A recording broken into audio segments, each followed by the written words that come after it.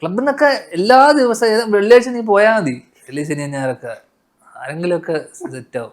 കാരണം അന്നൊക്കെ ഇന്ന് ഇൻസ്റ്റഗ്രാം ഉള്ള പോലെയോ എന്നുള്ള ഫേസ്ബുക്കോ അതൊന്നും ഇല്ലല്ലോ. അപ്പൊ ഈ ഹുക്കപ്പും അല്ലെങ്കിൽ ഈ പറയുന്ന സംഭവമൊക്കെ ഈ ക്ലബിലും ഇതിലൊക്കെ ആണ് നടക്കുക.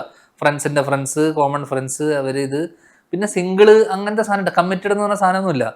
നിനക്ക് ലവ് പ്രേമമുണ്ട്, നിനക്ക് കമ്മിറ്റഡ് സിംഗിൾ ആണെന്നൊന്നും ചോദിക്കൊന്നുമില്ല. ഒരു ഇഷ്ടം തോന്നുന്നു, ഇത് പോകുന്നു, ഒരു 1-2 ദിവസങ്ങൾ അല്ലെങ്കിൽ ഒരാഴ്ച കഴിഞ്ഞു, ഡേറ്റ് ചെയ്തു, പരിപാടി കഴിഞ്ഞു, അടുത്ത ആള്.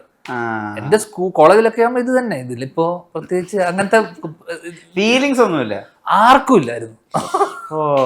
അതായിരുന്നു ഒരു കാലം. അത് ഭയങ്കര വസന്തകാലമായിരുന്നു. പ്രത്യേകിച്ച് പെൺകുട്ടികൾക്കും പ്രത്യേകിച്ച് ആരും, മേ ബി ഞാൻ കണ്ടിരുന്ന ആ സർക്കിളിലുള്ള കുട്ടികൾ, അല്ലെങ്കിൽ ഞാൻ എടുത്തു പറയണല്ലോ, അവർക്കെല്ലാം തന്നെ